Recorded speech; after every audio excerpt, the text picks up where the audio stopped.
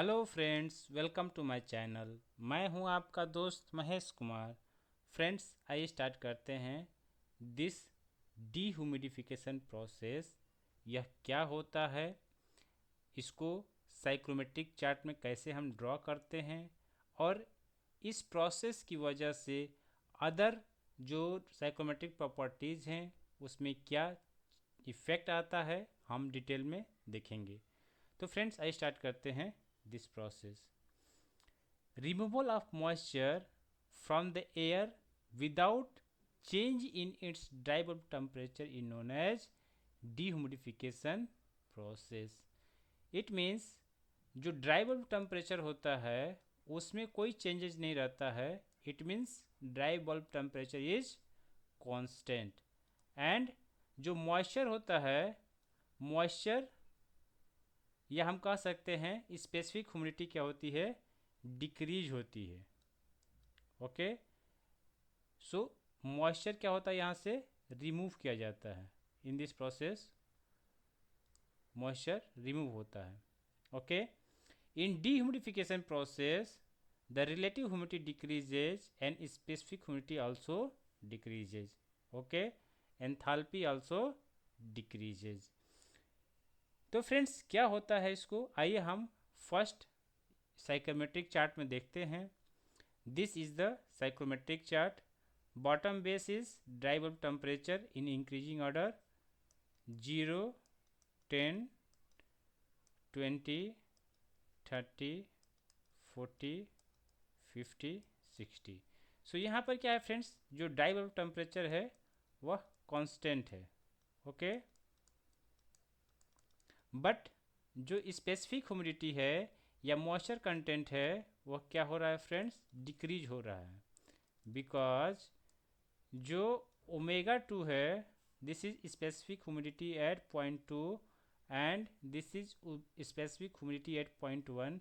So omega 2 is less than omega 1, means specific humidity at point 2 is less than compare to specific humidity at point 1। तो इसका मतलब यह हुआ friends कि जो मॉइस्चर कंटेंट है वह रिमूव हुआ है। ओके, नाउ हम देखते हैं कि अदर प्रॉपर्टीज के ऊपर क्या इम्पैक्ट आता है। Okay, so this is the actual psychometric chart. In this friends, see here, if we see, अगर हम इसको कहते हैं कि this process is dehumidification process. Okay, this is the straight line. This point is point number 1 and this point is point number 2. Okay, in the downward direction. So friends, this process is dehumidification process. In this जो dry bulb temperature है वह क्या है friends, constant है, constant 40 degree centigrade.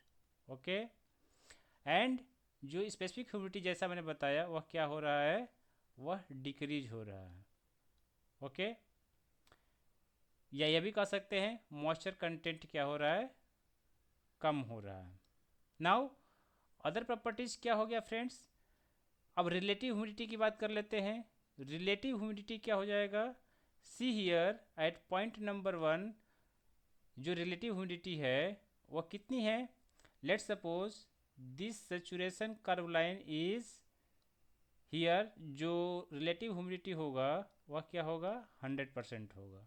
यहाँ पे क्या होगा, 80% होगा। दिस लाइन क्या हो जाएगा, 60% होगा। यहाँ पर क्या हो सकता है 40%। यहाँ पे क्या होगा फ्रेंड्स, 20%। ओके, सो 10%। तो देखिए friends, at point number 1 relative humidity is approx 40% and point number 2 relative humidity approx 20%। Okay, तो क्या हो रहा है, रिलेटिव ह्यूमिडिटी डिक्रीज हो रहा है। तो हम इसे नोट डाउन कर लेते हैं, क्या क्या इम्पैक्ट आ रहा है।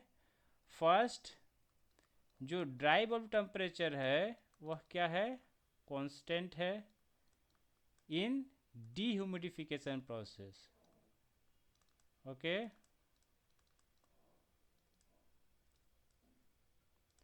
प्रोसेस। सेकेंड, जो स्पेसिफिक ह्यूमिडिटी है वह क्या हो रहा है, डिक्रीज हो रहा है।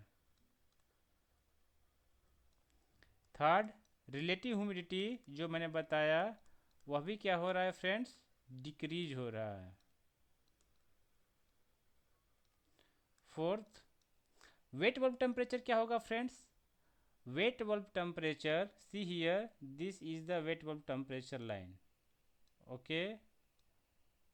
Here suppose 5 degree, 10 degree, 20 degree, like this it will go 30, 40. So friends, यहाँ पर क्या होगा, यहाँ पर जो वेट बल्ब टेम्परेचर होगा वह अप्रॉक्स 45 डिग्री सेंटीग्रेड होगा। I am giving one example.